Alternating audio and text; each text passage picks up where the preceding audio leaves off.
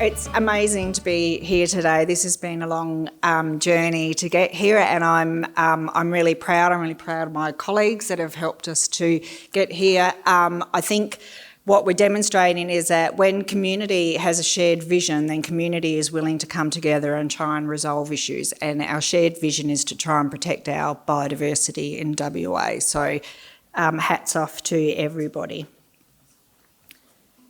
Make sure I do this right. So this is a group of speakers that were at the 2018 symposium.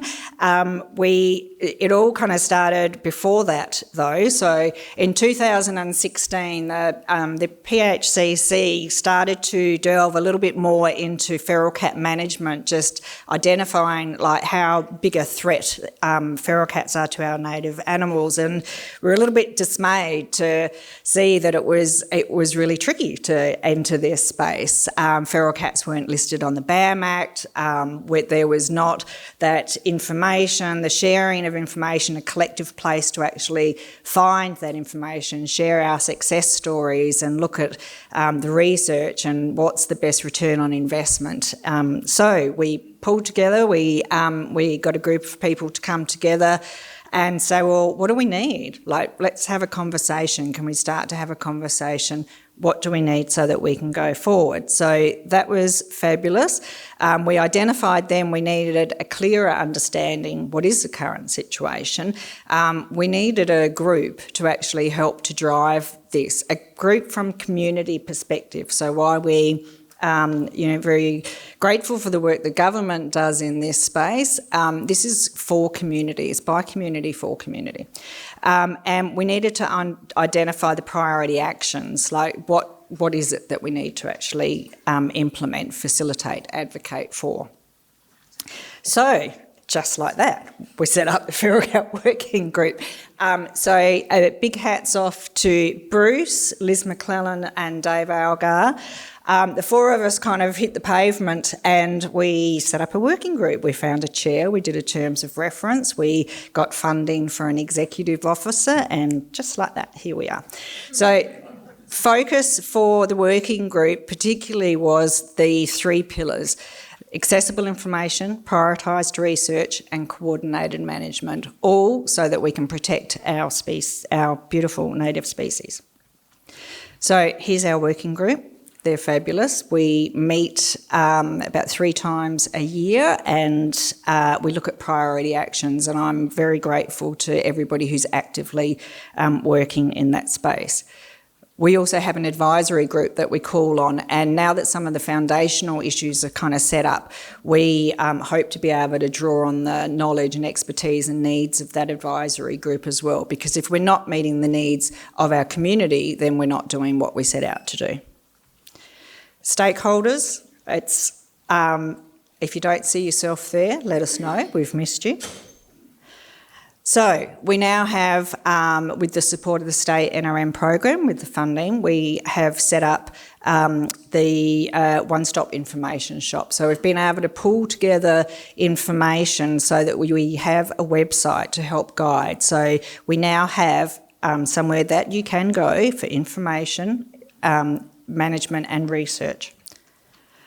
So we've identified on there what are different management actions, and we've tried to guide you. So it's a little bit of a minefield when you step into this. You know, what can you do where? And, even if theoretically you can do it, can you actually do it? How do we kind of wade through that?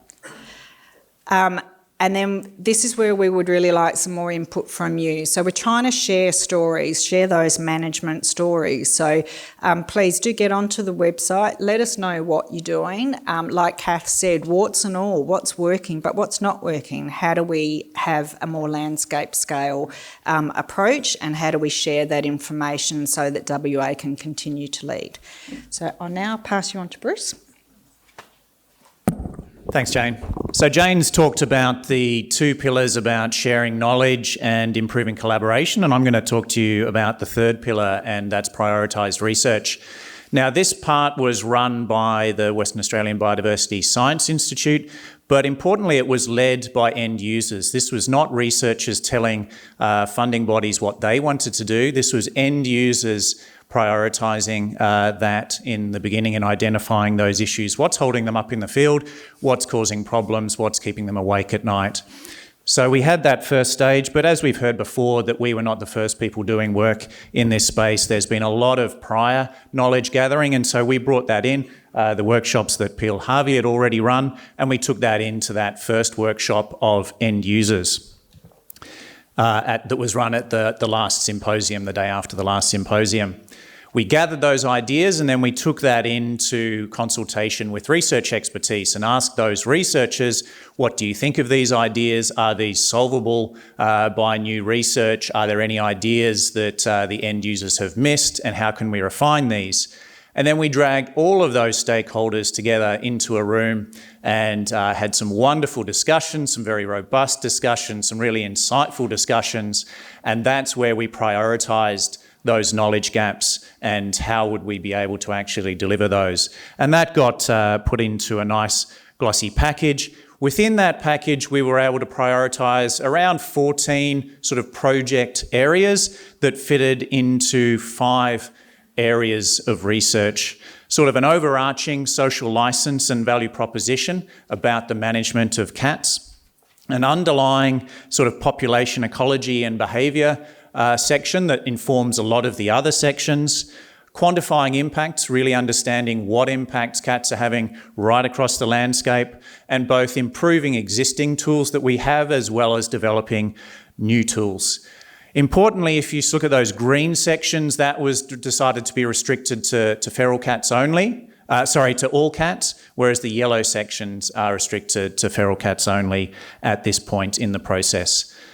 That is the report. It's online, it's freely available. I would encourage you all to go and have a look at it. And really, where are we going from here now that we have those 3 pillars, now that we have the website, now that we know what research needs to be done? Really, one of the things we're hearing as a working group is about improving access to control methods. How can we take down more of those hurdles that are getting in your way? We're really keen to expand the research program. We have research projects already underway, but we're undertaking a lot of consultation with both end users and research providers. Both groups have to be involved right from the beginning on planning and implementing this new research if we want it to be really effective.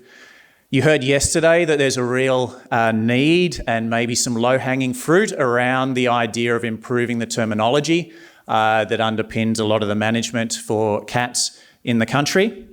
And part of all of this is getting a really significant funding strategy together so we can actually implement a lot of this work. There's a lot of work to be done, there's a lot of momentum, and I hope the working group can be a real part of harnessing that going forward in the years ahead. Thank you.